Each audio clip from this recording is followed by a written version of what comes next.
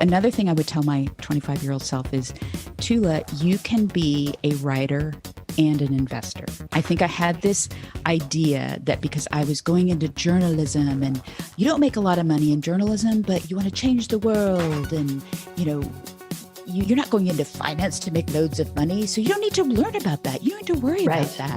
Right. And I wish somebody had said, actually, Tula, you do need to worry about that. Welcome to Women Take Stock. Today, we're traveling back in time about, 25 years or so to tell our younger selves what we wished we'd known then about investing. We aren't doing this just as an exercise in regret, although there is some of that, but as a way to share with our younger listeners what they might consider doing now, with a long runway in front of them and decades to build a nest egg. And for our middle-aged and older listeners, we promise, or we hope we can promise, that ship hasn't sailed. So let's keep this nautical analogy going and dive on in. Tula, start the show. No, I should do what was the theme song 25 years ago? Something from the 80s. Love Jack is a little love place. So to keep that nautical analogy going, Tula, let's take a trip on the Love Boat. No, that doesn't make any sense. Love Boat. Soon we'll be making another run. Let's just dive in. How about? We are four friends, all at different places in our financial and personal lives, looking to pull back the curtain on the seemingly mysterious, often testosterone-driven world of stock investing. And if four women without business degrees can figure out the market as a side hustle, well, so can you. Join us as we learn the basics, buy, sell, scratch our heads, hold our breath, commiserate, and celebrate, hopefully more of the latter. We aren't experts, so please note that this podcast is for general information purposes only. Yeah, anything resembling financial advice is purely coincidental. That said, we are hoping to make a little or a lot of money doing this. And if money is power, well, we want some of that too. Awesome. Welcome again to Women Take Stock.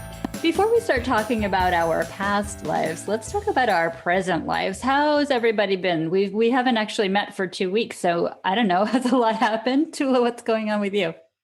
Well, I was inspired by the last podcast we did about post-pandemic investing. And there were two new stocks that I purchased, Weight Watchers and Delta. And both of those are tied to my belief that as we come out of this pandemic and as more people get vaccinated, there will be more people traveling, especially in the summer, and more people wanting to look good when they reach their travel destinations. And both of those stocks have risen slightly. And so I'm going to hold on to those and see what happens. It's funny. It's like aspirational investing. I'm going to lose weight and I'm going to jet set. Exactly. This is what America is aspiring to. So, come on. It's what I'm aspiring to as well. Well, again, yes, you invest in what you know, right? That's a reflection of where my head is at. Yeah. Dana, have you been? Good. Inspired by Bitcoin hitting 61 or 62. Oh my gosh, I know. Actually, yeah, that's just crazy. I can't believe where it's going. It just blows my mind. Well, Dana, I have to say, you texted us something like, wow, if Dogecoin or Doge, whatever the hell it's pronounced, does what Bitcoin does over 4 years, I'll be a billionaire in 4 years. And I was like, oh my God. And like, this is, again, don't invest at 11:30 at night. Because I was like, oh, me too. So I bought $100 of Dogecoin last night while I was sitting on my couch. And then I was like, it's not going to go up like Bitcoin. It's a totally different thing. What am I thinking? Hey, that's what they said about Bitcoin. Bitcoin. Okay. Yeah. Well, maybe that. Dana, did you buy in the dip then? I'm doing cost averaging investing. I'm just investing at certain time periods versus deciding I'm going to play the system and wait till it dips. Wait, tell me about that. What is cost average investing? Basically, you just invest on a timeline every week, X amount of dollars, like $250 a week. Every week. You just automate it. Yeah. Regardless of what's happening. Yeah. A lot of the apps or the actual exchanges, you can do that. You just set the amount and it'll automatically buy it for you. And it removes that massively high level of anxiety and tension where each time I log in, I feel like, what did I miss? Mm-hmm. And I just know that I'm consistently investing at this point. So I miss that adrenaline shot, but at the same time, I have a comfort zone. But that works when you're thinking long-term, I'm going to hold this for a while. It doesn't work if you're like, I may sell this in a week or two. 100% right. Yeah. Right. I forgot to mention that piece of it. So I'm doing a little bit of a long-term investing or long time horizon, even though I'm not 25 anymore. I know. It's hard to believe, but I'm You're not. in good shape. So you're going to live for another 50 years. Oh man, can you imagine being 100? That's crazy. What will Bitcoin be worth then, though? My God. Or You'll be too old to spend Dogecoin. it. You'll be too old to spend it. You can't go anywhere. Your Dogecoin will be worth $1 trillion. Which will be like $100 in today's money. That's true. That's true. Inflation. JJ, have you been this past week?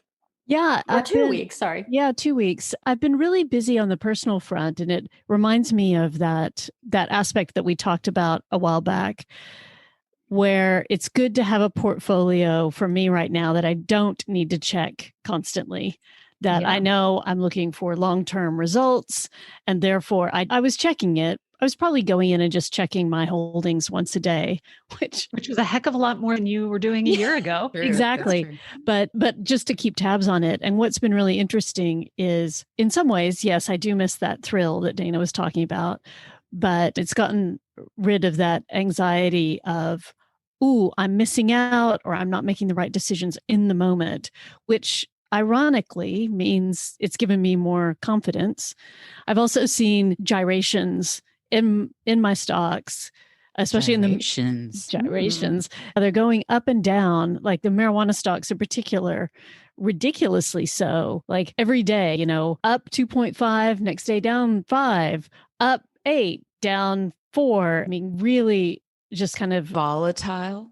Yes, very volatile. Like a bull and a bear. And I haven't had time to go back and really look again at the fundamentals. But yeah, I guess overall I'm feeling like I've got other stuff going on, but I'm glad to be in it with equities and some cryptocurrency that I feel confident in long term. I have to say, I agree. Like over the past, I mean, we're almost at our, I don't remember, I can never remember how long we've been doing this, but we're doing this for a while now. And there were a couple of big dips recently, and then they went back up. And last night I was looking at my overall portfolio, and I realized that all but 2 of my holdings have ultimately gone up since I've owned them. There are 2 that have gone down, but that's not bad considering that I forget how many, but about a dozen different companies that I'm investing in. And so I'm not invested equally in all of them, but just simply looking at the percentages and which companies are doing well and which aren't, like there's been up and down in all of them, but on average, they've gone up and significantly. And that's a kind of cool thing to see. It's like what Dana, what you've talked about before, how it goes up and down and up and down, but that up and down and up and down is ultimately on an ascending line if you're looking at a graph, right? Yeah, I want to throw in something I've been doing the last 2 weeks. A little pet project is revisiting all of my holdings and my buys and sells back to last year when I started this, and recognizing and calculating and revisiting the stocks that I sold maybe 9 months ago, or the ones that I bought and sold after a month when I first started this, and just recognizing where those are, what my thinking was when I purchased them.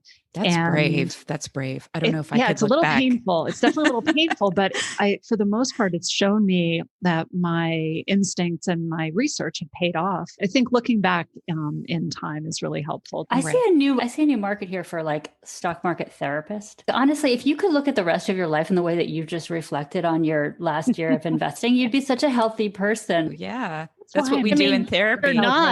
You're not. Speaking of looking back in time, nice. Good segue to advice we would give our 25-year-old selves. Okay, before we give the advice to that friend, let's give everyone like some sort of visual. What was something you wore when you were 25, if you can remember that far back? Well, I weighed a lot less, so I was wearing things that were a little bit more flashy and, hey, look at me, sparkly. Whereas now I'm like, black is slimming. I still wore black back then because I was out of art school, so I was like all black. I wear way more colors now than I used to. Gosh, what was I wearing back then? I just moved to New York not long before. And so I remember I was wearing tend to be black skirts with some kind of tops, but a black skirt that I bought at a street market off Houston.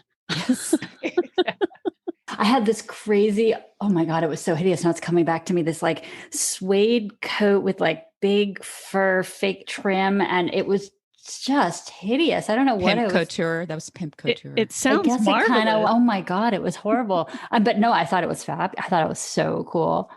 Well, wait, sadly, Jen, you're making me think back to what I used to dress like 25 years ago. And I actually have a very similar style.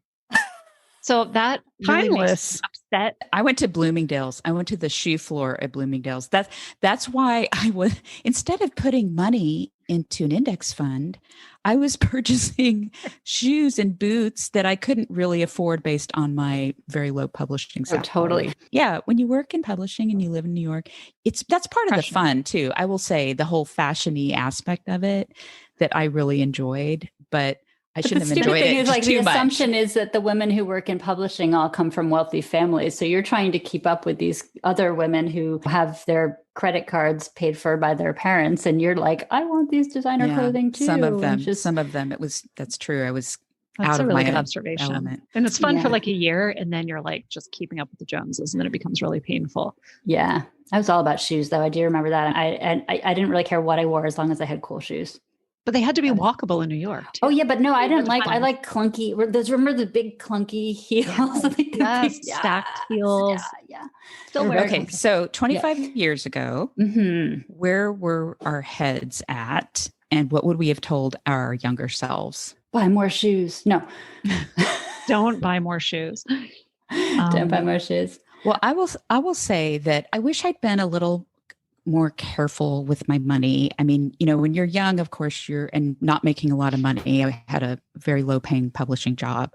And for a while, I was doing the corporate matching that our company was offering. So I was putting in 4% and they were matching it. And in a way, that's something that's smart because you never see that money. So it's not like you're missing it. It just automatically comes out. It's not like you have to hand it over. But I do wish that I had maybe set aside $50 a month. As I started making more money, I probably could have afforded $100 a month, because the earlier you start, and I'm sure everybody who's listening to this has heard this, the earlier you start, the less amount of money you have to put in by the time your retirement age to realize a certain amount of gains. So, which is just impossible to understand when you're 25, because when you're 25, you're going to live forever. Yeah, exactly. I don't know. I disagree with that. It isn't impossible to understand, but sometimes it's hard to come up with the money. Yeah. And I will say part of that. So another thing I would tell my 25-year-old self is, Tula, you can be a writer and an investor. I think I had this idea that because I was going into journalism, and you don't make a lot of money in journalism, but you want to change the world, and you're not going into finance to make loads of money. So you don't need to learn about that. You don't need to worry about that. Right. And I wish somebody had said, actually, Tula, you do need to worry about that. And even more reason to worry about that.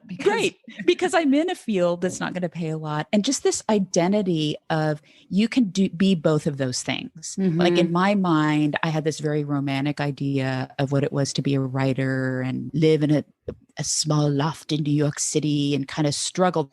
There was some kind of like when did you live in a loft? Actually, I stayed. Do you remember when I lived over that movie house on Second Avenue in that loft? Corrected. You did live in a loft. Wow, I did.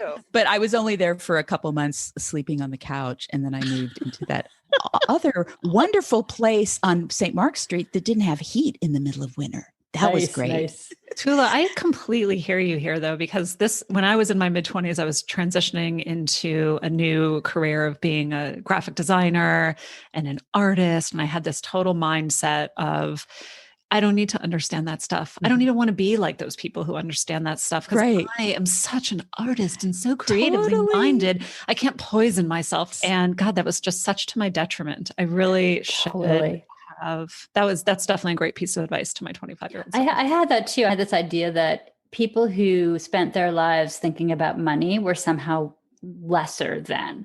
We were these creative, so we are now people. Lesser than. But I got extraordinarily lucky. I had this accountant who was really smart. At one point when I was about 25, I came into a small amount of money, not a huge amount of money, but a small amount of money. And at the time I had blown out my knee in a ski accident and couldn't get up my 6 flights of stairs to my small little apartment on Perry Street and needed to find an apartment with an elevator. And he was like, you should buy an apartment. And can you imagine being 25 and be like, I was like, there's no way. Wow. And he helped us figure out how to do it. And I got a 2-bedroom so that I could rent out the second bedroom, and I rented it out to one of my best friends. And so I wound up paying monthly less than I would have been paying in rent. Wow. I was there for almost 10 years, and it more than tripled in value. And it's literally why I have a house now. Wait, I have the answer right now. Advice to my 25-year-old self is do what Jen did. No, but seriously, I remember thinking how absurd it was to be 25 and have a mortgage. It just felt ridiculous to me. I know. I looked at you and I couldn't believe how adult you were at that point. I was like, how did she do that? I mean, part of it is like you did have help. I had help. I had a bigger safety net. You did the smart thing with it too. Yeah. You know? But Tula, you just said that you couldn't believe that Jen was so adult. Yeah. And I if I knew Jen back then, I definitely would have thought the same exact thing. And that was such a basket case. No, but that's sure. You're allowed to be that too. You can be adult and Can a be basket both. Yes. But I think it's that mindset, Tula, that some women are brought up in, or some people have at a certain age where it's, wow, that's so adult. We were adults at 25. So why is it, where's that thinking shift, right? Where you feel like that is so foreign versus I can do that. That makes sense. I think also we have to remind ourselves we're talking about New York City where real estate was very expensive. Like I probably could have purchased a small home in Texas with a little bit of money, but that is not a foreign country. Right? But you know what's so crazy? My interest rate on my mortgage back then, in the mid 90s, was more than 7%. Think about that. My current mortgage in my house is 2.5%. Yeah. Wow. That's a big difference. I mean, and therefore like the actual carrying cost over however many years isn't actually substantively that different. It's really crazy. The question is, how do you make that leap? How do you shift your thinking when you don't have help, when you don't come into money, when you aren't lucky and fortunate to be in that moment in time? How do we do that, guys? Well, I think what Tula said was right. I mean, so on the one hand, I was extraordinarily lucky, but I didn't max out my 401k back then. I should have. And then when I stopped working for places that had 401ks, I wasn't great about putting aside money, or I would put aside the minimal amount rather than the maximum amount because I wanted money to live on. I didn't want to be living. You got a roommate. You know, you had the forward thinking to have a 2-bedroom instead of a 1-bedroom or a studio. Passive income. Exactly. Yeah. Yes. No, I was extraordinarily lucky. But again, like I still had that. I had really good advice. My smarts were simply that I listened to it. And partly because I was like going to this accountant with this office in the Empire State Building who gave me a grandfather clause. And when you're sitting there in this fancy place and this guy who has these gazillionaire clients is telling you to do something, you're like, okay, I'll do it. You were lucky you had like good advice around you. I had good advice and I listened to it. I think it's, really hard to do that. So 25-year-olds, listen to the older generation, even though your instinct is to be like, I'm going to do it my own way. Yeah. Because I did have an aunt and uncle who would regularly remind me to invest, and I'd roll my eyeballs and be like, yeah, I'll get there. The other thing is I'll get there in 5 years. I can invest in 5 years. And that time, it's a moving goalpost. It's a moving goalpost. Yeah. It needs to go back to the financial literacy aspect, right? Like we're not taught this stuff in school. We're not taught how to balance our checkbooks or how to purchase a home. And these are all things that people do, or have a baby. Not all people do these, but we're taught how to have a baby. I mean, sex ed. Kids should have mentors. JJ, let's talk a little bit about maxing out your 401k and the matching. And how do you choose that particular fund to invest in for your 401k? Like, how do you even do that? There's no one there to help you or guide you, right? Well, yeah. In terms of this advice, I think one of the issues is it's so individual. I mean, back then it was a lot more difficult. Now there's a lot more financial advice available for online through a lot of really good sources and lots of resources. Yes, God, but we aren't giving any advice.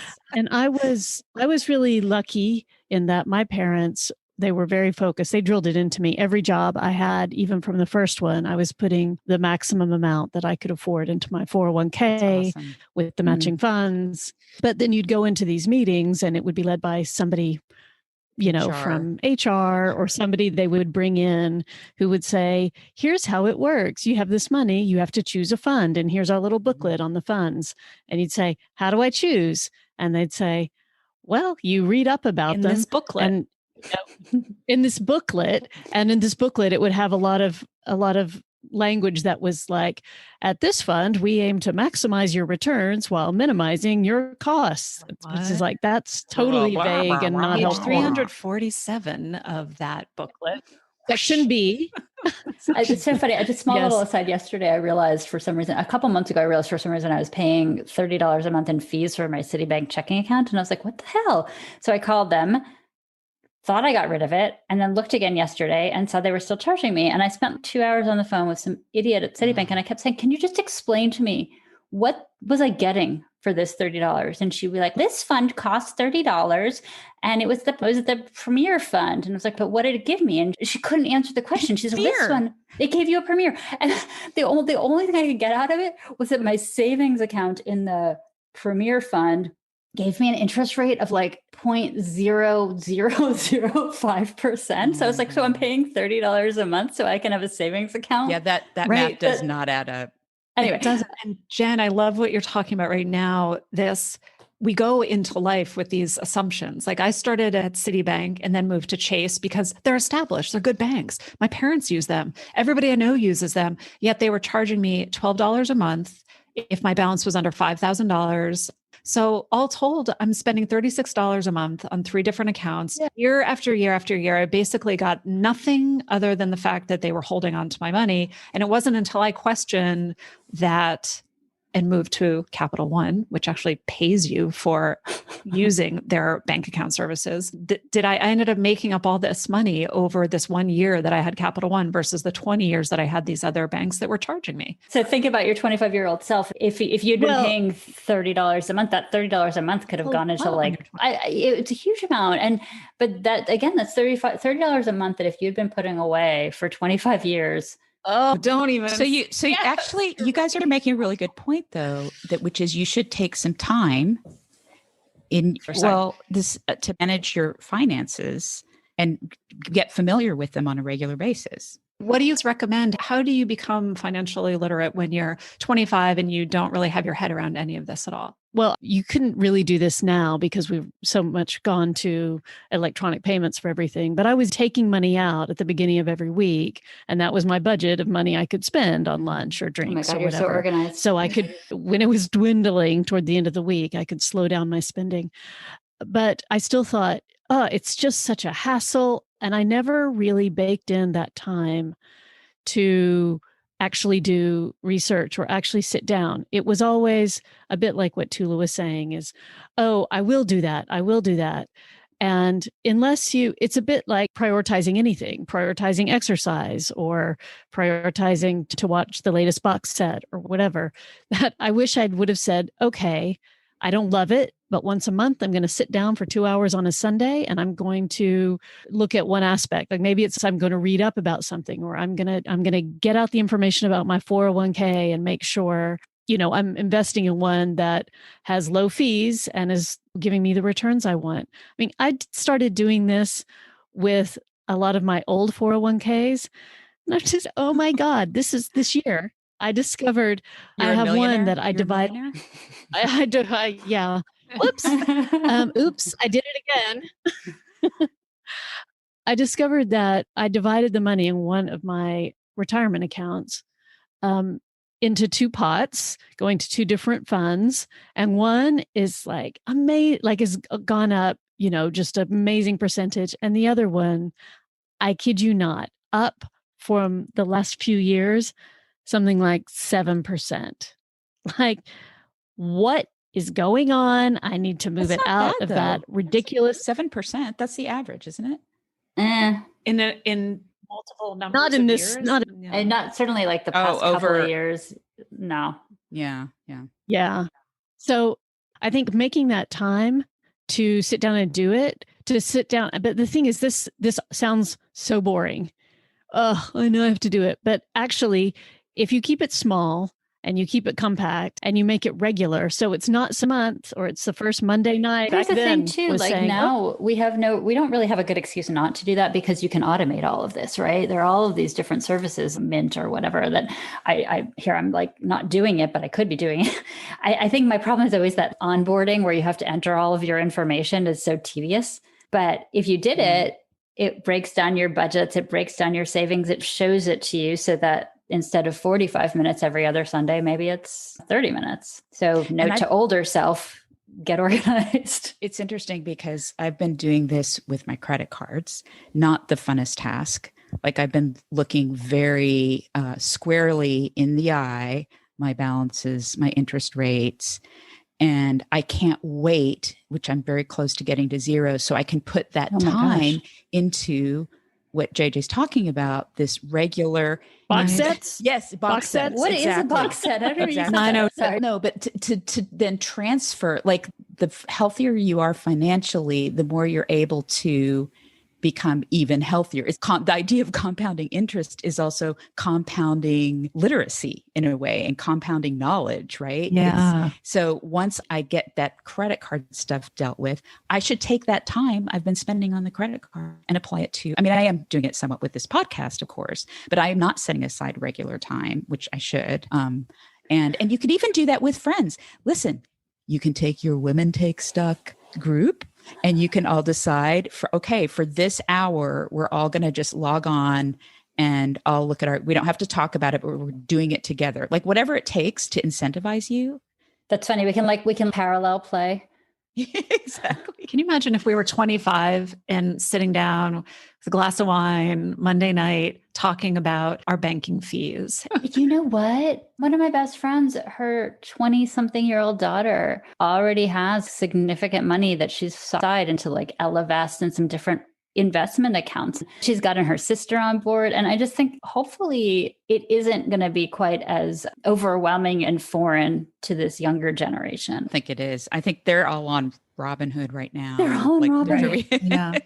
And seriously, it was funny. I was reading last night about Bitcoin and why is it going up? Why is it going up? And I saw some people on Twitter being like, because people know they're about to get $1,400 that maybe they don't need really. And so they're just using it to buy into some investments. And I bet there is some of that going on. The people who haven't lost their jobs and are getting some stimulus funds are like, so these are middle-class people who don't normally have a huge amount of money to invest and play with. And they're like, hey, let's that's smart decision-making at this point. What are you going to go do? Buy a few dinners sitting outside in your 25% capacity neighborhood restaurant? Right. Or 100% according to Tula and her investment, soon they're going to go on Delta and fly somewhere, but that's a couple months from now. Yes. So here's my question, just to wrap this up.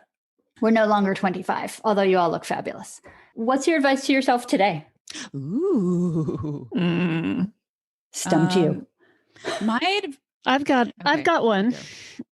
I've got one. I think it's this is going to sound a little airy-fairy, but it's a little bit to be regular, but be kind to myself. I can get so discouraged or so if I'm working really hard, my finances are not going in the right direction. It's so easy to just feel terrible about it and to feel hopeless, but then for that all to kind of turn back on yourself. That's right. Whatever financial goals. Dismiss with the never talk, because that's actually not true. You've already have achieved some of those goals. Like look back and give yourself credit for the things. Like when we started this podcast, my goal was like, I hope I can make $100 or something. It was so low, and I've achieved that and more.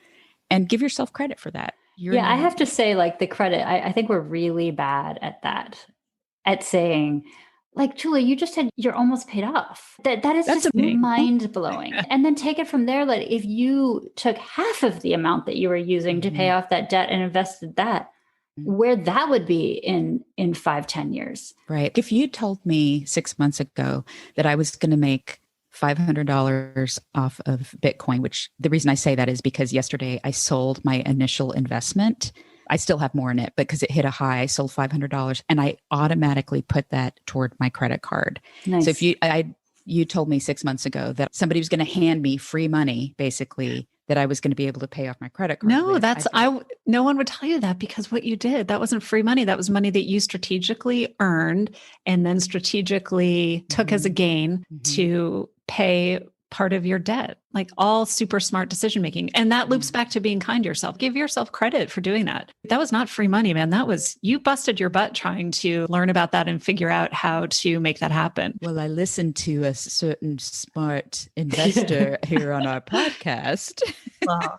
I think didn't you have a podcast that you were following along with to help I think you? I did. Women Take Stock. Have you heard of it?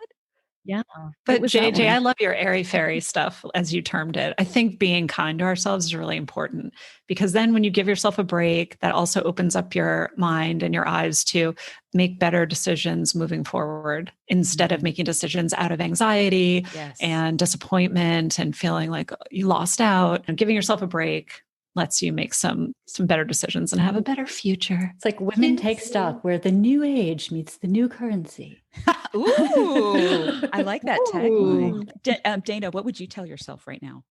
I really think the airy fairy way is the way to go. Just being kind to yourself. Yeah. Financially, emotionally, in life in general. It's the key. And I have to say, this is where Women Take Stock, for me, has really helped, because you guys serve as a constant reminder, right? To check it. And doing it together, it makes it less overwhelming. It makes it less boring. And so my advice to other women of a certain age is find friends that you can do this with, or connect with us, right? We want to help create these communities of people who can support each other in this kind of daunting and uncomfortable, awkward world. And it's hard. I mean, it is uncomfortable talking about money with friends, and we need to get over that. And I think we're doing a good job of getting over that. I think too that sense of shame, it's really shameful to not be wealthy. It's shameful to be in debt or be struggling, or, everybody wants to be rich, but to admit that you're struggling, or you don't know, or you really would like things to be different, but you're not able to make it happen right at that moment. It can feel shameful, and that's what we're battling against. And no, you're not alone. That's most people, actually. Most of the population is struggling in some fashion. Yes. And so that we're not alone. On that positive note. On a positive note, right?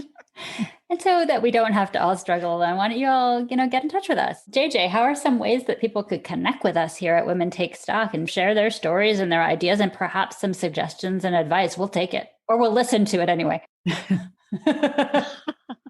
We'd love to hear your comments, your personal stories. We'd love to hear your questions, and we will look to answer those either ourselves or with the appropriate expert. So send those along. You can get in touch with us on Twitter at Women Take Stock, on Instagram, women.take.stock, or on our website. There's a form to fill out there. So please, we want to hear from you. That's womentakestock.com. And that's it. We want to hear from you. We're desperate to hear from you. Call us. We'll be sitting by the phone waiting, and we'll keep playing. Our answering machine will pick it up and make sure, is it working? Right. I think it's not working. All right, everybody. Have a good week. Thanks. Bye. Bye.